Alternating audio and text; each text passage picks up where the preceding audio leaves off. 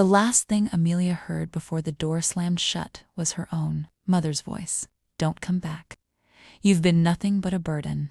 The words echoed in her ears as she stood in the pouring rain, clutching a single suitcase that held everything she owned. Her engagement had ended 2 weeks earlier when her fiancé left her for someone wealthier. She had lost her job after the dental clinic where she worked shut down.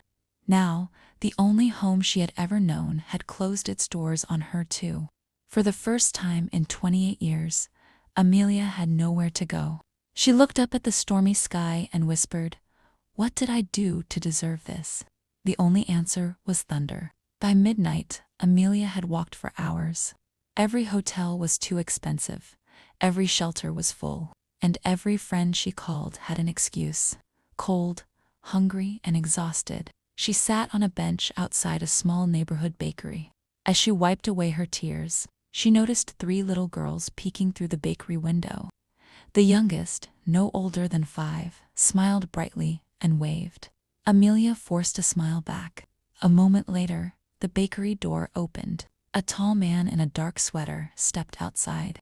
His tired eyes carried the weight of someone who hadn't smiled in years. "I'm sorry," he said politely. "My daughters insist you've been crying." Amelia quickly looked away. "I'm fine." The oldest girl crossed her arms. "No, you're not." Her honesty almost made Amelia laugh. The man sighed. "I'm Daniel." "Amelia, my daughters don't usually talk to strangers," he admitted, "but apparently they've decided they like you." The youngest reached for Amelia's hand. "Daddy, can she eat with us?" Daniel looked embarrassed. "You don't have to if you're uncomfortable." Amelia hadn't eaten since morning. Her pride wanted to refuse. Her empty stomach answered first. "Thank you." Inside the bakery, warmth wrapped around her like a blanket. Fresh bread filled the air. The girls introduced themselves between bites of cake. "I'm Lily." "I'm Sophie." "And I'm Emma," the youngest declared proudly before stuffing another cookie into her mouth. Amelia couldn't help laughing. Daniel watched quietly. It had been months since laughter filled their table. After dinner, Amelia stood. "I should go." Daniel frowned. "Where?" She hesitated. "I haven't figured that out yet." His expression changed, not to pity, to concern. "You don't have anywhere to stay." She lowered her eyes. Before Daniel could speak, Emma tugged on his sleeve. "Daddy, she can sleep in Mommy's room." The room fell silent. Daniel's face paled.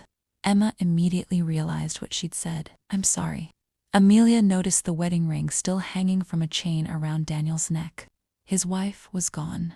She didn't ask how. Some wounds introduced themselves without words. Daniel knelt beside his daughter. "It's okay, sweetheart." Then he looked back at Amelia. "I have a guest room." She immediately shook her head. "I couldn't." "You could." "I don't want charity." "It's not charity." "What is it?" Daniel smiled faintly. "My daughters haven't smiled like this in a long time." That night, Amelia lay awake in the guest room. The house was quiet.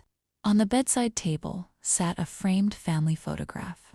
Daniel, a beautiful woman, 3 little girls laughing in a field of sunflowers. The frame was covered in a thin layer of dust. She gently picked it up. Behind it was another photograph. Only the woman. Fresh flowers stood beside it. Amelia suddenly understood. Daniel hadn't forgotten his wife.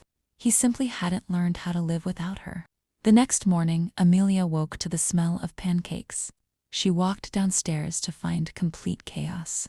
Emma had flour in her hair. Sophie was trying to rescue burnt toast. Lily was reading instructions while Daniel desperately flipped pancakes that looked more like charcoal. Without thinking, Amelia laughed. "You all need help." Daniel looked up. "You noticed." She rolled up her sleeves. "Move." Within 20 minutes, pancakes, eggs, fruit, and hot tea covered the table. The girls stared in amazement. Emma gasped dramatically.com. "She's magic." Daniel smiled. A real smile. One that transformed his tired face completely. For a second, Amelia forgot every painful thing that had happened to her. Days turned into a week. Daniel insisted Amelia stay until she got back on her feet. She helped around the house while searching for work. She packed school lunches, helped with homework, read bedtime stories.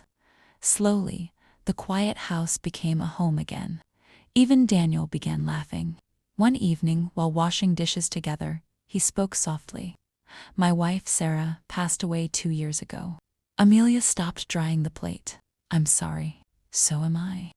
He stared out the kitchen window.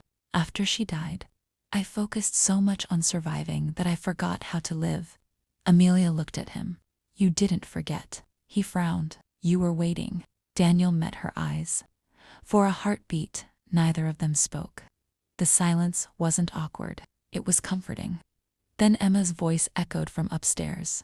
Daddy, Amelia, movie night. They both laughed. Weeks passed, and Amelia finally received a call for a job interview at a clinic in another city. It was everything she had been hoping for. Better salary, a fresh start, a chance to rebuild her life. She accepted the interview immediately. That evening, she told Daniel and the girls over dinner. The smiles around the table disappeared. Emma's eyes filled with tears. So, you're leaving us? Amelia forced a smile. It's only an interview. But if they give you the job, she couldn't answer. Daniel quietly lowered his fork. He wanted to ask her to stay, more than anything. But after losing one person he loved, he was terrified of asking another to choose him. Outside, rain began to fall against the windows. Inside, for hearts, silently feared that the family they had accidentally found was about to fall apart all over again. The next morning, Amelia quietly packed her suitcase. She wanted to leave before anyone woke up, but as she reached the front door, Emma appeared, rubbing her sleepy eyes. You were leaving without saying goodbye. Amelia knelt and hugged her tightly. I didn't want to wake you, sweetheart. Emma handed her a folded drawing. Open it later. At the bus station, Amelia unfolded the paper. It was a picture of Daniel, Lily, Sophie, Emma, and her. Above them, written in colorful crayons, were 2 simple words, our family. She held the drawing close as tears filled her eyes. Back home, the house felt empty again. The girls barely touched their breakfast, and Daniel couldn't stop looking at the empty chair where Amelia used to sit. Only then did he admit the truth to himself. He wasn't just grateful for Amelia, he loved her. The interview went perfectly. The clinic offered Amelia the job immediately. It was everything she had dreamed of. But instead of feeling excited, she felt lonely. She realized she wasn't thinking about the new city. She was thinking about 3 little girls who waited for bedtime stories, and a man whose smile she had slowly brought back. That afternoon, Lily looked at her sisters. Dad won't tell her how he feels, Emma smiled. Then we will. The 3 girls convinced their elderly neighbor to drive them to the clinic where Amelia had interviewed. When Amelia stepped outside, she froze. The girls came running toward her. Emma hugged her tightly. Please come home. Amelia smiled sadly. I have a job now. Lily shook her head. We're not here because of the job. Sophie took Amelia's hand. We're here because Dad loves you. Before Amelia could answer, Daniel's voice came from behind them. He had rushed there as soon as he realized where the girls had gone. For a moment, neither of them spoke. Finally, Daniel took a deep breath. I spent 2 years believing loving someone again meant forgetting my wife. He looked into Amelia's eyes. But loving you doesn't erase my past. It gives my future hope. Tears rolled down Amelia's cheeks. I love you too. Daniel smiled and gently took her hand. I can't promise a perfect life. She laughed softly. I don't need perfect. I just need you. They embraced as the 3 girls cheered and clapped. 6 months later, the little bakery where they first met was decorated with flowers. Daniel stood waiting as Amelia walked toward him in a simple white dress. Emma carried the rings while Lily and Sophie couldn't stop smiling. As Daniel slipped the wedding ring onto Amelia's finger, he whispered, You didn't just change our lives, you gave us a family again. Amelia smiled through happy tears.